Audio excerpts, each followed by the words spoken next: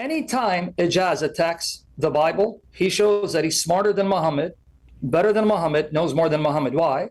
Because the consistent teaching of the Quran and the sound narration is that Muhammad confirmed the very scriptures that the Jews and Christians had in their possession at his time. And the Quran says that Jesus confirmed the very scriptures between his hands at his time. Unless now he just wants to come up with some new set of scriptures. The only scriptures that would have been in existence time of Jesus up to Muhammad are the very scriptures that have variations, just like the Quran does. Let me just go through a slew of verses for the sake of time. Chapter 2, verses 40 to 44. Chapter 2, verse 89.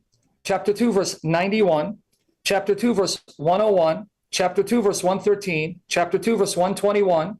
Chapter 2, verse 136. Chapter 3, verses 3 to 4.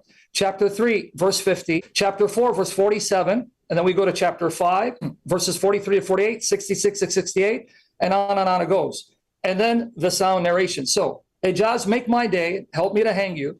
Attack the Bible for variations because you show that you know more than Muhammad.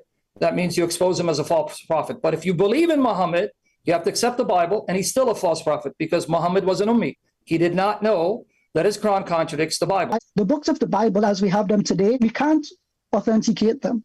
We can't trace their lineage back. We call this thematics or genealogy. You have different manuscripts at different times, and we're trying to understand how they were written, why they were written, and with whom. Now, I want to congratulate Ijaz for now doing what I said, and he pretty much destroyed his religion, because I appealed to Muhammad, he appealed to biblical scholars. Isn't it ironic? A Christian who thinks Muhammad is a false prophet and antichrist is appealing to Muhammad. He's appealing to uninspired textual critics, which means he just proved these scholars know better than his prophet. Good job, Ijaz. Why are you still a Muslim?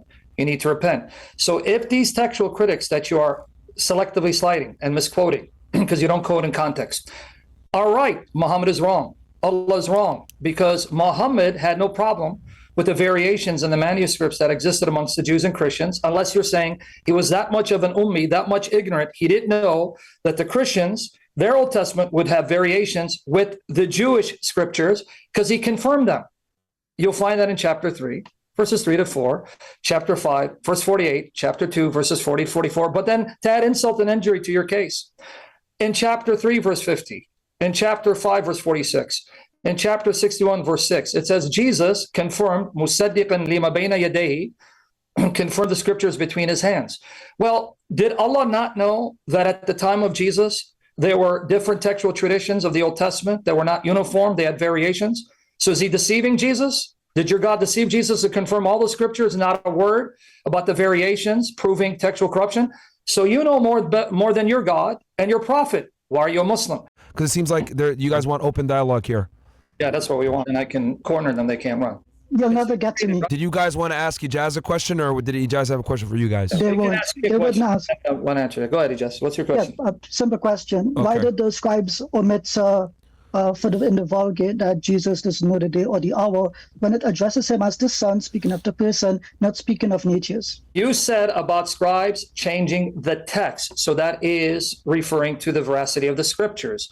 But even if we go with your very imbalanced approach to textual criticism, they must have done a very poor job because they left intact the Father alone. So even your argument buries you, because whatever the scribes did, if they inserted the word son or omitted it, because there's a debate among textual critics, that passage still has the Father alone. So they must have done a very poor job because they didn't remove the word alone, and they left Mark 13:32 intact, because I know what you're referring to, Matthew 24:36.